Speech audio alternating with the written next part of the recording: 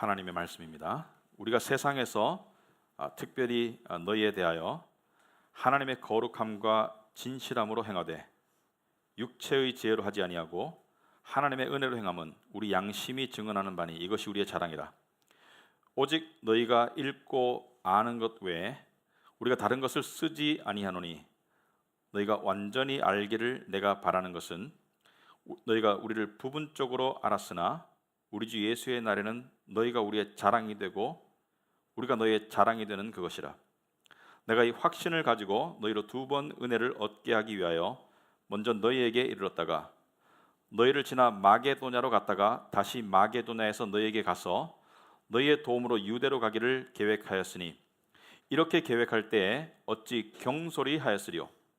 혹 계획하기를 육체를 따라 계획하여 예하면서 아니라 하는 일이 내게 있겠느냐. 하나님은 미쁘시니라. 우리가 너희에게 한 말은 예하고 아니라 함이 없노라.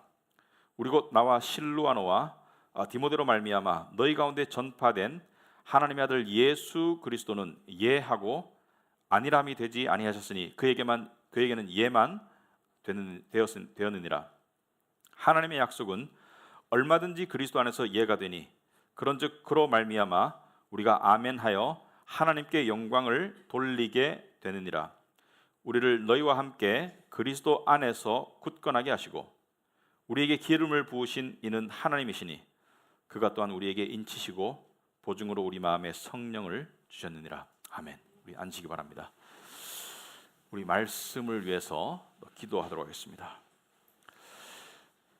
아버지 하나님, 참으로 하나님께서는 진실되시고 또 하나님께는 아무런 불의가 없으시며 또 하나님은 온전한 사랑이시며 또 진리의 등불 되시는 것을 우리가 고백하옵나이다. 세상의 어두움 가운데 살고 있는 저희들에게 또 때로는 세상의 악에 의해서 속고 또 심지어 상처받고 위험에 빠질 수 있는 저희들에게 진리의 말씀이 우리의 등불이 되셔서 우리의 인생을 인도하여 주시옵시고 특별히 신앙생활 가운데 있는 오늘 21세기 한국 땅을 살아가는 우리 성도님들에게 이 사도 바울이 쓴 서신을 통해서 해 아래 새 것이 없다는 것을 깨닫고 오늘날도 진행되고 있는 이 영적인 전쟁과 또 상황 속에서 분별력과 지혜를 가지게 하옵시고 우리가 궁극적으로 누구를 바라봐야 하는지 다시 한번 확신할 수 있도록 하옵소서. 예수님 이름으로 기도합나이다. 아멘. 여러분, 그 모든 성경 말씀이 그렇듯이 우리 성경 말씀을 제대로 이해하려면은 그 문맥을 알아야 됩니다. 무슨 말이냐면은 그 상황을 이해할 때 그 안에 글들을 이해할 수 있는데 여러분이 지금 저와 함께 이 말씀을 읽고 들으셨지만은 사실 들으면서 귀에 쏙쏙 들어오는 말씀이 아닐 거예요. 들으면서 쉽게 이해되는 말씀이 아닐 것입니다.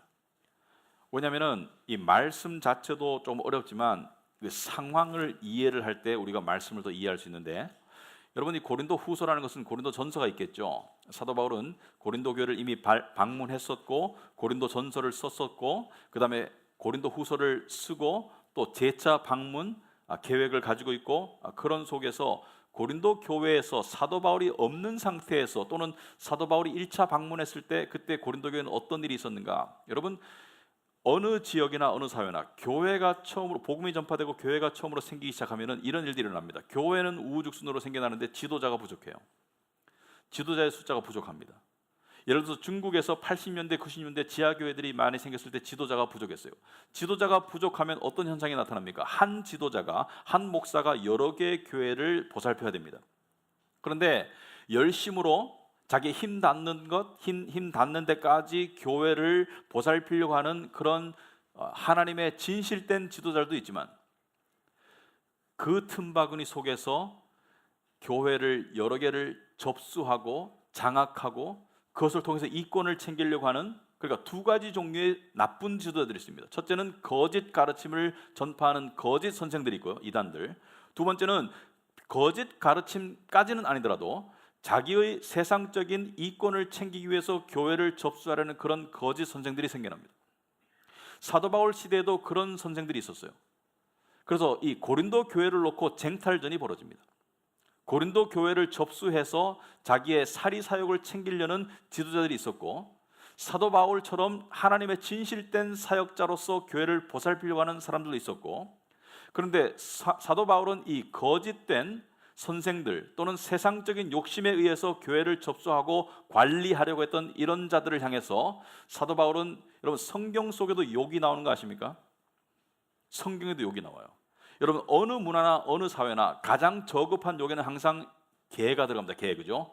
우리나라도 개 들어가고 미국도 개가 들어가야지 욕이 됩니다. 성경에서 사도 바울은 이 거짓 선생들을 향해서 전혀 인자하지 않습니다. 빌립보서 3장 2절에 보시면은 개들을 삼가하라 그래서 개들을, 무슨 말이에요? 개 같은 선생들을 삼가하라. 삼가하는 것은 조심하라는 거예요. 이건 누구에게 하는 말입니까? 교인들에게 하는 말입니다. 그리고 빌립보서 3장 18절 주보에 여러분 써놨는데요, 내가 여러 번 너희에게 말하였거니와, 이게 고린도 교회만의 문제가 아니었습니다. 빌립보 교회도 문제였고, 모든 교회, 갈라디아 교회도 문제였고, 많은 교회들에게 문제가 있었습니다. 내가 여러 번 너희에게 말하였거니와 이제도 눈물을 흘리며 말하노니, 여러 번 말하였다, 눈물을 흘리며 말하였다, 무슨 뜻입니까? 상황이 심각하다는 얘기예요. 상황이 심각하다는 얘기입니다. 그때나 지금이나 상황이 심각하긴 마찬가지예요. 왜 여러 번 말했습니까? 못 알아들으니까, 그런 일들이 비일비재하니까. 왜 눈물을 흘리며 말합니까? 호소하기 위해서 여러 사람들이 그리스도의 십자가의 원수라고 말하고 있습니다. 이 사도 바울은 이들을 목사의 탈을 썼지만, 지도자의 탈을 썼지만, 이들을 개들이라고 불렀고 십자가의 원수라고 불렀습니다. 왜 그렇습니까? 십자가를 이용해서 돈을 벌고, 십자가를 이용해서 명예를 추구하고, 십자가를 이용해서 자기의 세상적인 안락과 풍요와 권세를 추구했기 때문에. 그리고 19절에 그들의 마침은 멸망이다. 그들은 복음을 전하지만, 그들은 천국의 복음을 전하지만, 그들이 전하는 복음, 그들은 마침은 멸망이다. 그들은 천국 못 간다는 얘기예요. 입으로는 십자가를 전하지만 실제로는 안 믿는다는 것을 이야기하거든요. 그들의 신은 배요. 이 무슨 뜻입니까? 그들의 신, their gods, 그들의 신, 그들이 진짜 섬기는 것은 하나님이 아니라 하나님의 이름으로 그들의 배를 섬긴다. 배는 무엇을 상징하죠? 세상적인 풍요, 부.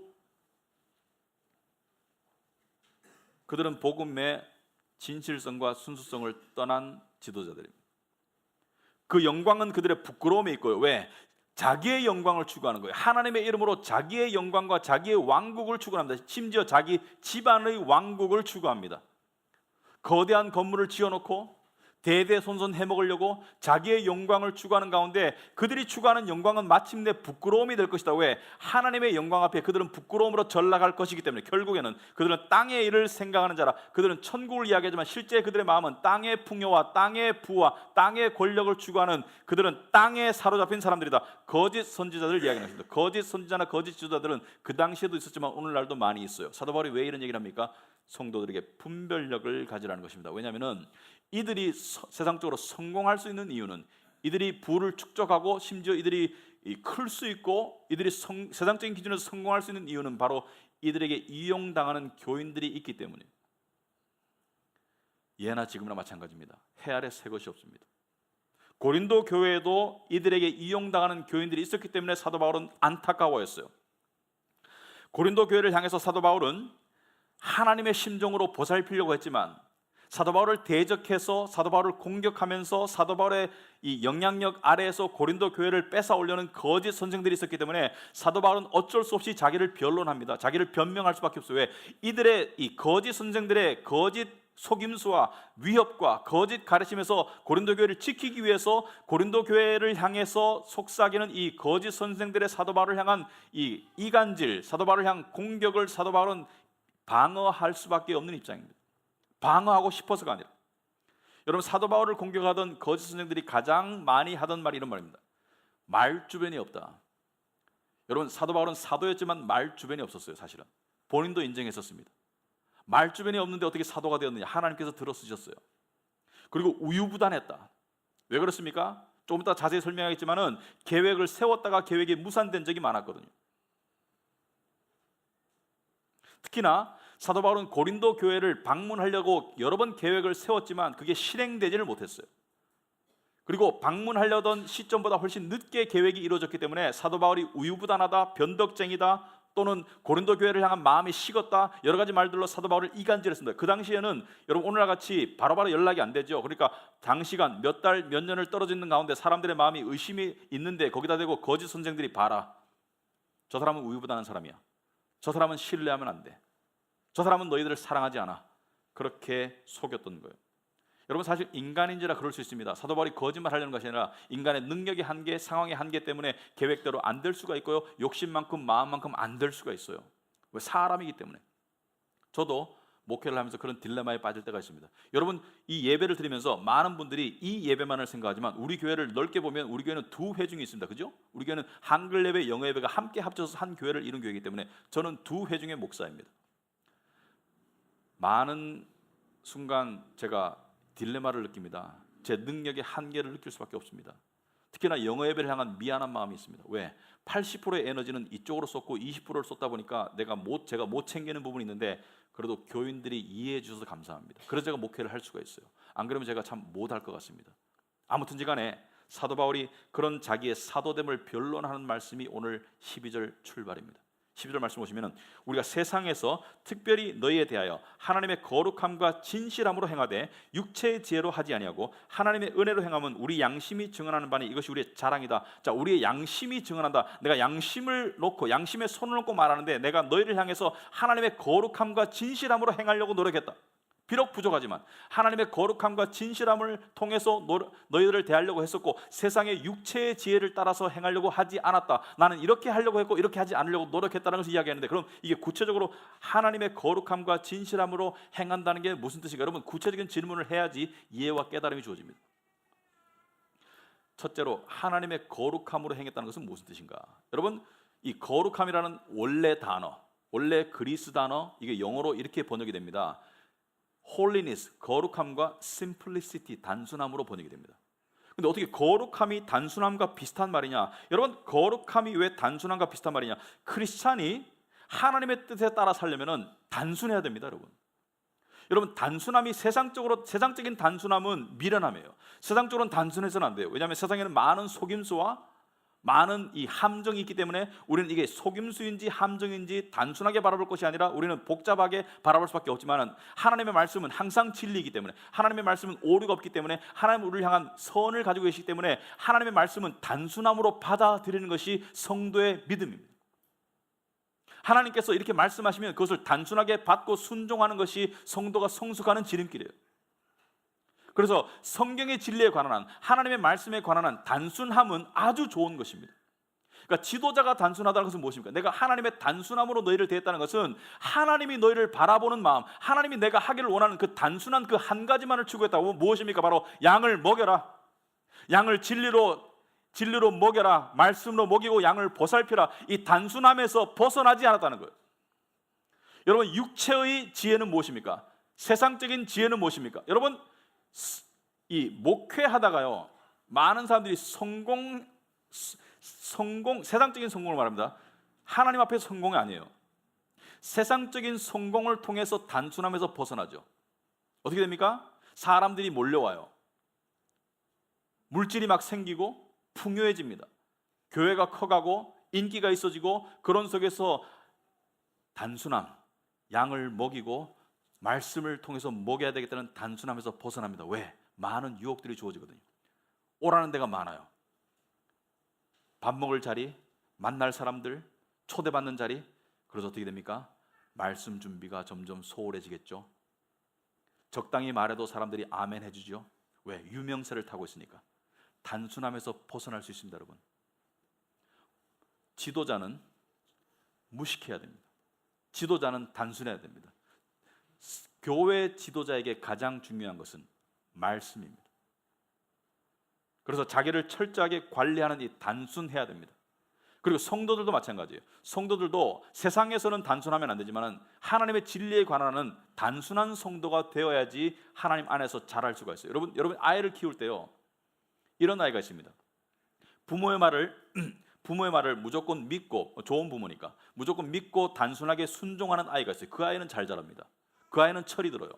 그 아이는 이 평강 가운데 자라게 되지만 부모가 말하는데 이 잔꾀를 부리면서 벗어날 길을 생각하고 자꾸 이 잔머리 굴리는 거. 그러니까 육체의 지혜라는 것은 세상적으로 말하면 잔머리예요. 잔머리 굴리는 아이는 잘하지 않습니다. 잔머리 굴리는 아이는 삐뚤러 갑니다.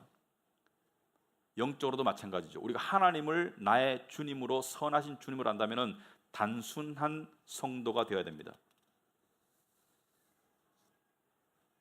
아프리카의 어느 마을에 아이가 있었는데요. 어느 날 혼자 길을 가다가 강 위에 있는 위험을 모르니까 외나무 다리를 걸어가는데 갑자기 걸어다 보니까 밑에 악어떼가 울글거려요. 겁을 먹어서 막 죽을 것 같아요. 막 엉엉 울고 소리를 지르는데 그때 마을 사람들이 발견하고 아버지를 데리고 옵니다. 아버지가 아이에게 이렇게 말합니다. 얘야, 밑에 악어를 바라보지 말고 다리에 집중하고 아빠를 향해서 한 발짝 한 발짝 조심해서 걸어오거라. 그 아이가 단순하게 아빠의 말을 믿고 한 발짝 한 발짝 걸어가 살아는 거예요. 근데 그 아이가 잔머리 굴리고 악어를 쳐다보고 그리고 내가 내 마음대로 해야지 죽습니다. 여러분, 성경 말씀은요, 진리인 것을 믿습니까? 여러분이 성경 말씀이 진리인 것을 믿으면 단순형 성도가 되어야 됩니다. 단순형 지도자가 되어야 되고 단순형 성도가 되어야 됩니다. 단순함의 순종이 평강의 지름길입니다. 많은 성도들이 하나님의 말씀이 이렇게 주어졌는데 그걸 잔머리를 굴려서 왜곡하고 그래서 자기가 원하는 쪽으로 재단해서 받아들이려고 하기 때문에 문제가 생기는 거예요. 지도자도 마찬가지입니다. 그래서 단순한 지도자는 이런 지도자입니다. 양을 어떻게 보살피고 먹일까가 초미의 관심사가 단순형 지도자이고요. 세상적인 거짓 지도자, 육체의 지혜를 따라 하는 지도자는 이런 지도자입니다. 한마디로 말하면 양에게서 무엇을 뽑아낼까를 생각하는 지도자입니다. 양을 통해서 나의 왕국을 어떻게 세워나갈까, 양의 숫자를 늘려서 나의 명예를 어떻게 추구할까, 이게 세상적인 육체적인 거짓 지도자의 모습입니다.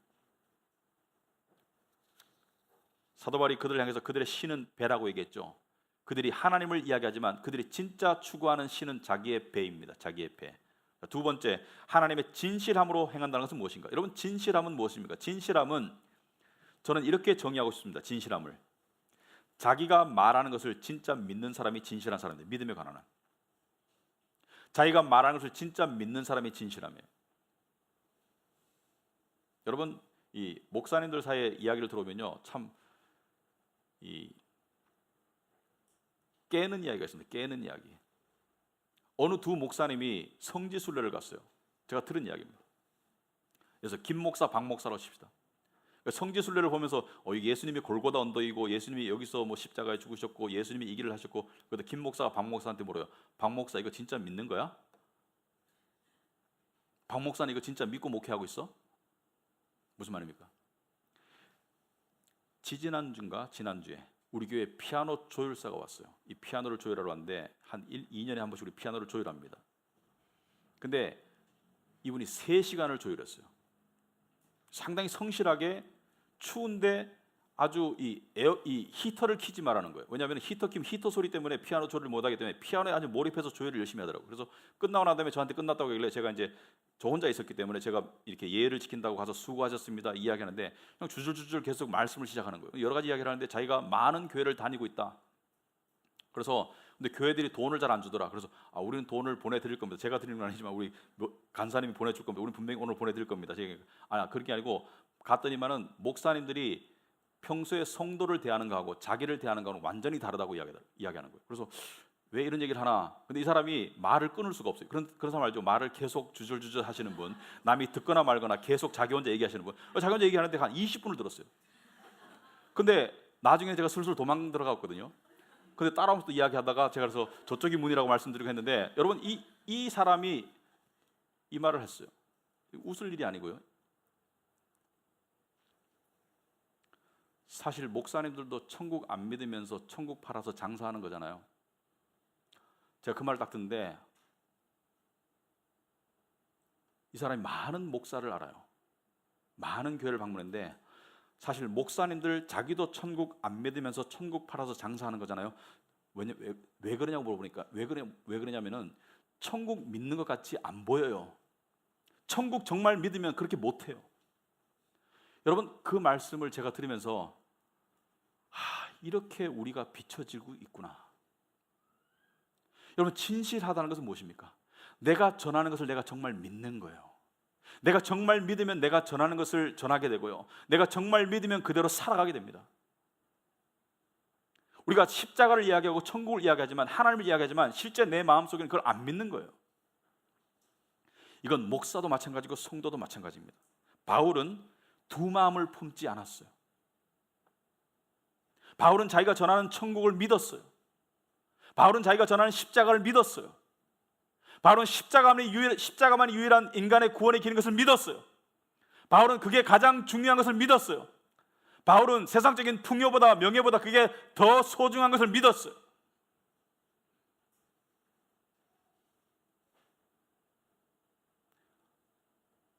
제가 늘 조심해야 되는 부분이 그것입니다.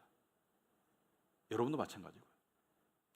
우리는 십자가를 무엇보다도 소중하게 믿고 살아가고 있는 성도인가?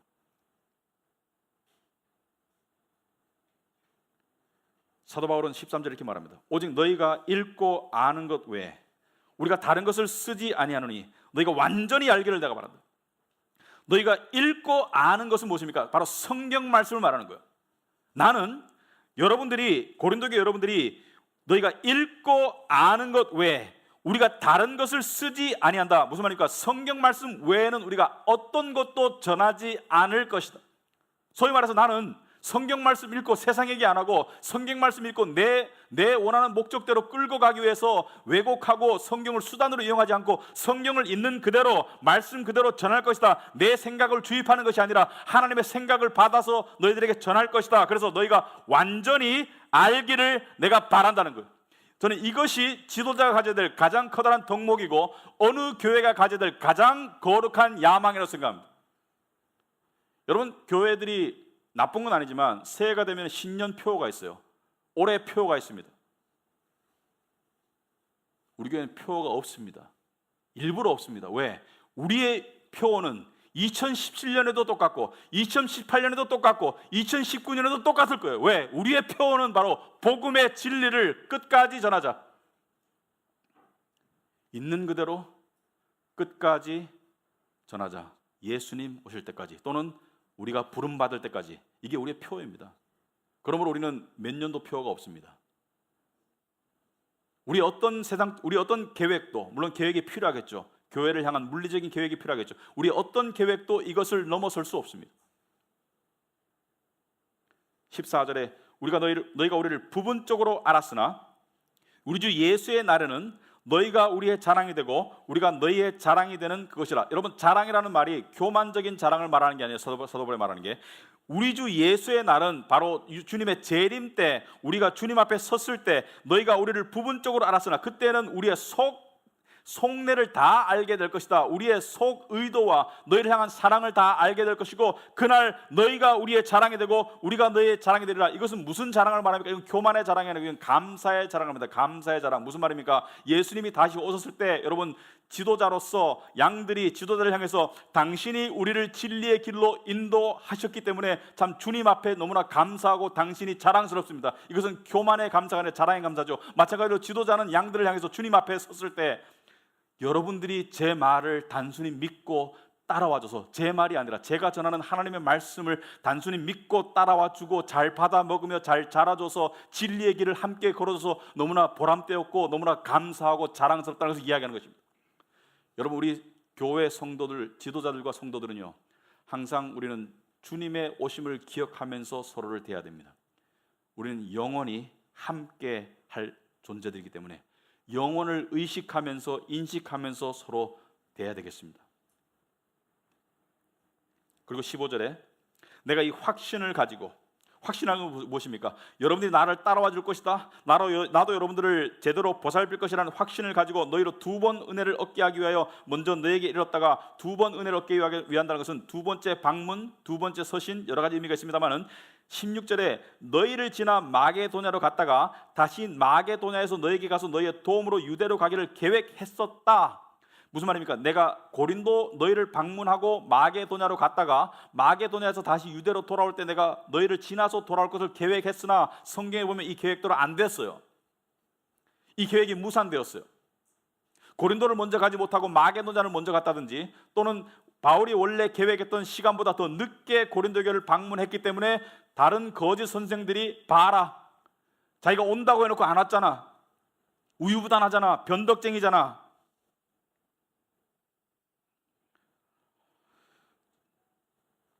양들에게 무관심했잖아, 그렇게 공격했거든요. 그러니까 17절에 사도 바울이 변론합니다. 이렇게 계획할 때, 내가 이렇게 계획할 때 어찌 경솔히 하였겠으랴. 내가 가벼운 마음으로, 내가 너희를 무시하는 마음으로 이걸 계획했겠느냐. 혹 계획하기를 육체를 따라 계획하며 예예하면서 아니라 하는 일이 내게 있겠느냐. 내가 인간적인 생각으로 이걸 계획했다가 예스 했다가 다시 노 하는, 말을 번복하는 일이 있었겠느냐. 말을 번복했지만 내가 진실성이 없어서 그런 것이 아니라 내가 인간적인 한계 때문에, 상황적인 한계 때문에 어쩔 수 없이 그렇게 된 것이, 내가 경솔하게 한 것은 아니라는 것을 변명하는 거예요. 내가 너희를 경솔하게 생각한 게 아니라는 거예요. 비록 계획이 무산되고 비록 계획이 변경되었지만, 하지만 사도 바울은 구구절절한 변명을 여기서 멈춥니다. 그리고 사도 바울은 바로 이렇게 18절에 말합니다. 하나님은 미쁘시니라. 우리가 너에게 한 말은 예하고 아니라 함이 없노라. 사도 바울은요, 인간은 자기의 말을 바꿀 수 있어요. 인간은 계획이 무산될 수 있습니다. 인간은 내가 성실하게 진실하게 그 당시에 계획했더라도 실행 못할 수 있지만, 하나님은 미쁘다라는 말은 성경에 나오지만 잘 안 쓰죠. 하나님은 신실하시다, faithful하다. 하나님은 신실하다는 것은 하나님은 절대로 말을 바꾸지 않는다는 것을 이야기합니다. 그래서 하나님은 미쁘시니라. 우리에게 너희의 한 말은, 우리가 너에게 한 말은 바로 하나님의 말씀을 말합니다. 우리가 너에게 증거한 하나님의 말씀은 예하고 아니라함이 없노라. 무슨 말입니까? 하나님의 말씀은 그 계획 그대로, 그 뜻 그대로 변함없이 항상 이루어진다는 것이에요. 내 계획은 무산될 수 있다는 거예요. 여러분, 이게 복음적인 지도자입니다. 여러분, 세상의 많은 지도자들이, 정치적인 지도자들, 종교적인 지도자들이 이렇게 말합니다. 내 말은 진실이다. 나는 약속을 반드시 지킨다. 나를 따르라. 하지만 복음을 아는 지도자들은 그렇게 말하지 않습니다. 내 계획은 틀릴 수 있고, 나도 넘어질 수 있고, 나도 죄인이기 때문에, 그렇다고 해가지고 성실하지 않겠다는 것이 아니라, 내가 최선을 다해서 성실을 향해서 나아가겠지만 나는 틀릴 수 있다. 나는 인간이기 때문에 나는 잘못될 수 있고 나는 틀릴 수 있지만 하나님은 틀릴 수 없다는 걸 이야기하는 거예요. 여러분, 많은 교회 지도자들이요, 하나님의 이름으로 자기를 따르라고 그래요. 알게 모르게 자기를 따르라고 합니다. 나를 따르라, 나를 추종하라. 그래서 많은 사람들이 길들여져서 그를 따르고 그 집안을 따라요. 그러나 진실된 지도자는 나를 따르라고 하지 않습니다. 진실된 지도자는 내가 가르치는 주님을 따르고 말합니다. 교회 지도자는 바로 손가락이지 그 손가락이 가르치는 대상이 아닙니다. 교회 지도자들은 늘 양들에게 저분을 따르라고 가르치는 손가락이 돼야 되지, 하나님을 대체하는 그 무엇이 되어서는 안 됩니다. 우리가 구원을 받고 그 확신 가운데 살 수 있고 죽을 수 있는 것은 바로 말씀의 약속을 지키는 하나님 때문이에요.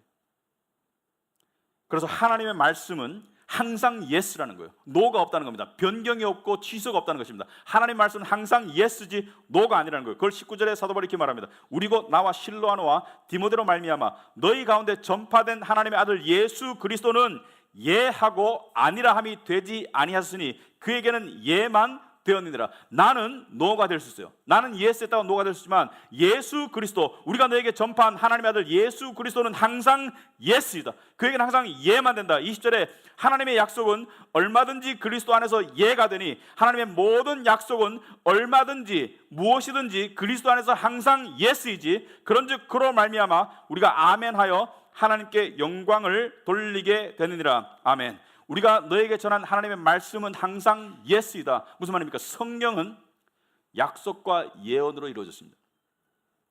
미래를 향한 하나님의 약속과 예언으로 이루어졌어요. 여러분, 성경을 전체적으로 보면요, 이런 내용입니다. 하나님께서 내가 너희를 구원하기 위해서 이렇게 할 것이다. 그리고 언젠가 이렇게 하셔요. 그러고 난 다음에 내가 이렇게 한다고 하지 않았니? 이런 내용입니다. 내가 이렇게 할 것이다, 이렇게 이루어졌다, 내가 이렇게 한다고 하지 않았니? 여러분, 인간이 죄로 타락했을 때, 아담과 하와가 타락했을 때 하나님께서 가장 처음에 한 약속, 창세기 3장 15절에 여자의 씨앗을 통해서, 여자의 자손을 통해서 내가 너희를 구할 것이다. 여자의 자손이 누구입니까? 바로 마리아의 몸을 통해서 나온, 동정녀 마리아의 몸을 통해서 나온 예수 그리스도를 통해서 나온 예수님이죠. 그 말씀대로 할 것이다 하셨고 하지 않았습니까? 수백만 가지 예가 있지만 여러분, 세례 요한이 예수님을 처음 알아보고 하나님이 보내신 메시아라는 것을, 그리스도라는 것을 알아보고 요한복음 2장에 보면 세례 요한이 이렇게 말합니다.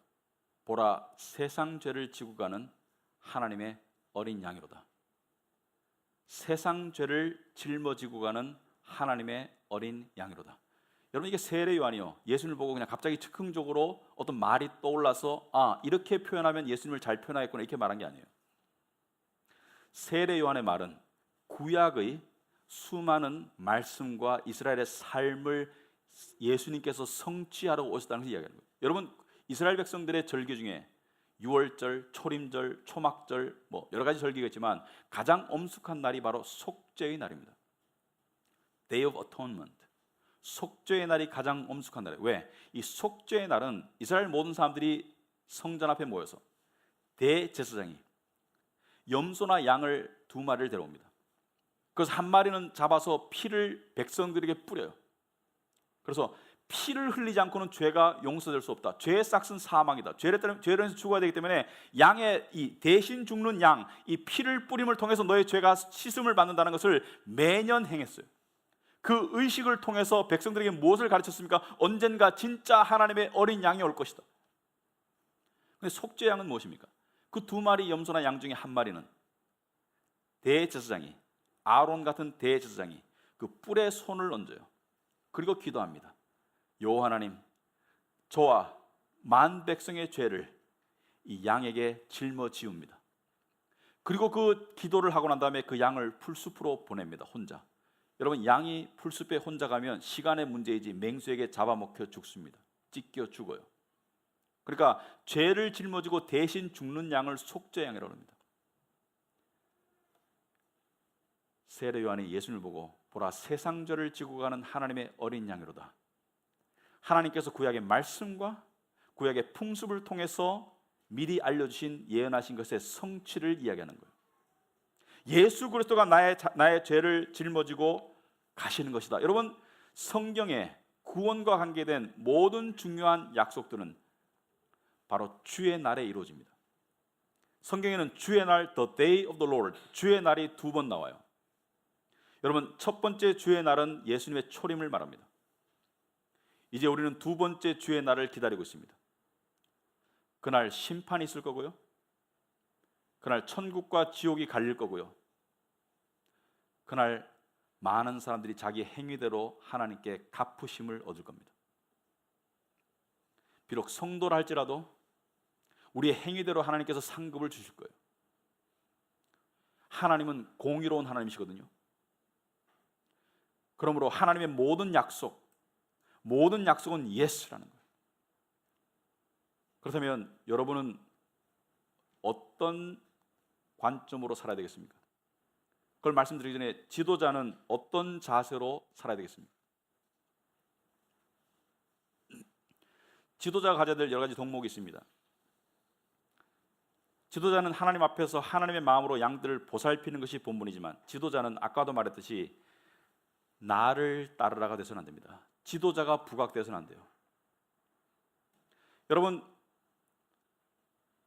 목사나 지도자를 존중하고 귀하게 여기는 것은 좋겠지만 지도자를 자랑하는 교회가 되면 절대로 안 됩니다.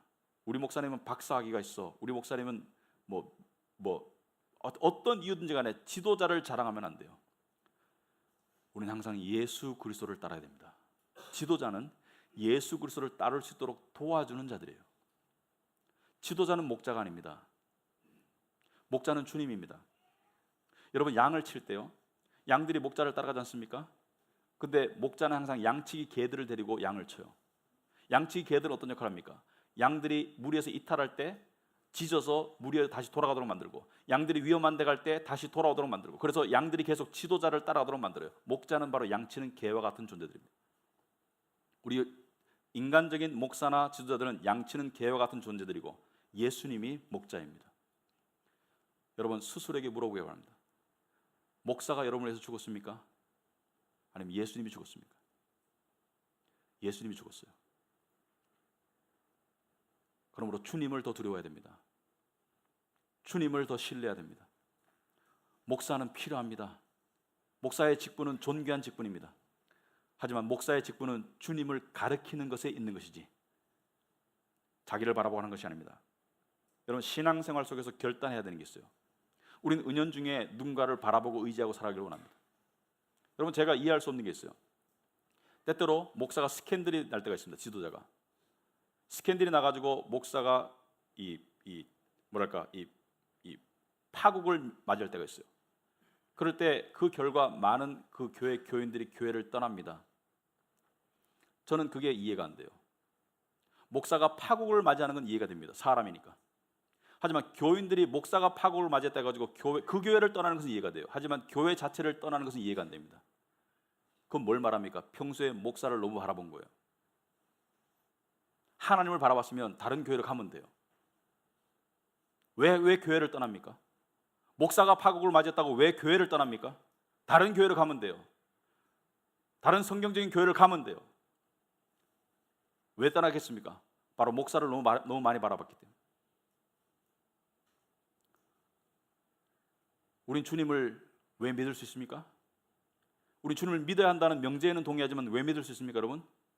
여러분, 우린 주님을 왜 믿을 수 있는가 생각해 봐야 돼요. 왜냐하면 우린 주님을 우리 마음속 깊이 바라보면 우린 주님을 그렇게 신뢰하지 않을 때가 많아요. 의심할 때가 많습니다. 주님의 나를 향한 주님의 사랑과 그 확신을 의심할 때가 많아요. 그렇지만 주님을 왜 믿어야 됩니까?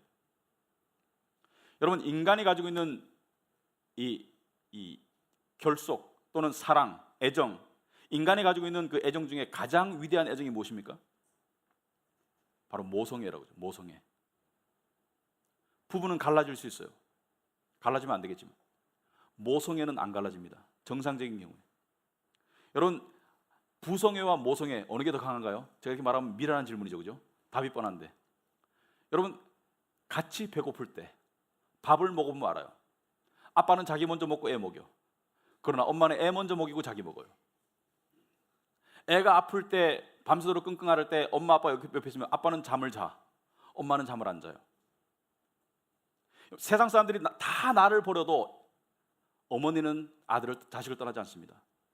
비록 사형수가 돼서 모든 사람이 등을 돌릴지라도 어머니는 자식을 버리지 않아요. 세상 모든 사람이 떠날지라도 그 자식 앞에 붙어있는 게 어머니예요. 왜 그렇습니까? 왜 그렇습니까, 여러분? 제가 아기 낳은 집에 신방을 가면 아빠는 애를 막 던져 침대에 막 놓고, 엄마는 안 그래요. 엄마는 애를 보물단지 만드듯이 만지고 있어. 저는 남자이기 때문에 100% 이해는 안 됩니다. 하지만 제가 이해하건대 이런 것입니다. 왜냐하면 아이와 생사를 같이 했거든요.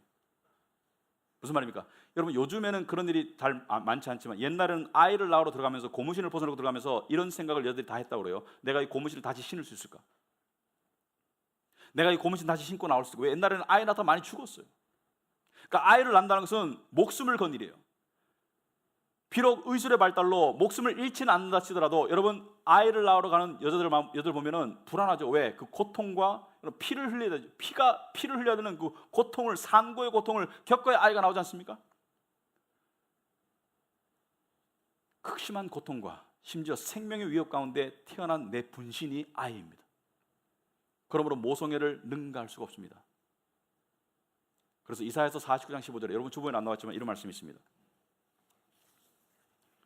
여인이 어찌 그 젖먹는 자식을 잊겠으며 자기 태에서 난 아들을 긍휼히 여기지 않겠는가? 여인이 어찌 그 젖먹는 자식을 잊겠는가? 그러니까 일반적인 상황에서 모성애는 뗄 수가 없는 거예요. 여인이 어찌 그 젖먹는 자식을 잊겠느냐? 여인이 어찌 잊겠느냐? 엄마가 어찌 자식을 버리겠느냐? 그런데 그 다음 말이 그들은 혹시 잊을지라도, 여러분 그런 사람 있죠? 혹시 폐륜적인 어머니가 있을 수 있습니다. 자식을 버린 어머니가 있을 수 있어요. 그들은 잊을지라도 나는 너를 잊지 아니할 것이다. 여기서 나는 누굴 말하는 거예요? 여호와 하나님을 말하는 거예요. 여호와 주님은 너희를 잊지 아니할 것이다. 왜? 예수님께서요, 십자가에 가시기 전에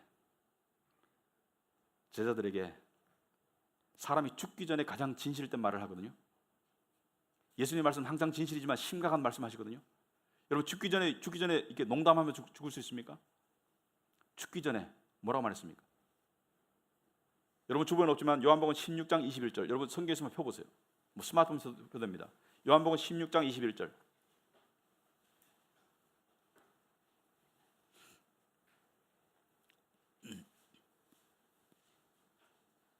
예수님 십자가에 죽으러 가시면서 당신의 제자들에게 당신이 짊어질 십자가의 삶을, 십자가의 길을 이렇게 표현했어요.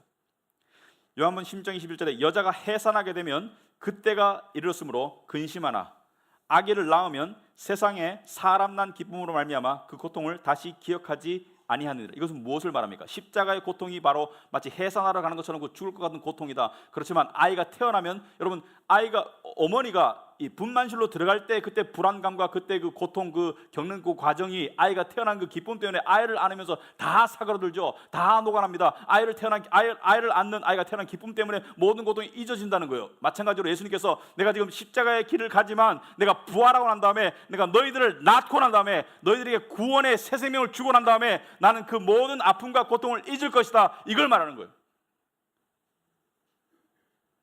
예수님은요, 우리가 영적으로 거듭나기 위해서 십자가에 가신 거예요. 그런데 그 낫는 과정에서 피만 흘리신 것이 아니라 죽으셨어요. 진짜로 죽으셨어요. 진짜로 죽었어요. 당신의 죽음을 통해서 당신의 분신이 우리가 나온 거예요. 우리가 태어난 겁니다. 나는 너를 잊지 않는다는 거예요. 나는 너를 고아와 같이 버리지 않는다는 겁니다. 여러분, 우린 때때로 주님 나를 사랑하신다면 증거를 보여주세요. 주님 나를 사랑하신다면 그 증거를 보여주세요. 이 기도를 들어주시면 그 증거로 삼겠습니다. 여러분, 이게 얼마나 하나님의 가슴에 못 박는 건지 아세요? 이건 마치 부모에게 엄마 나를 사랑한다면 100만 원 줘. 그러면 사랑을 믿을게.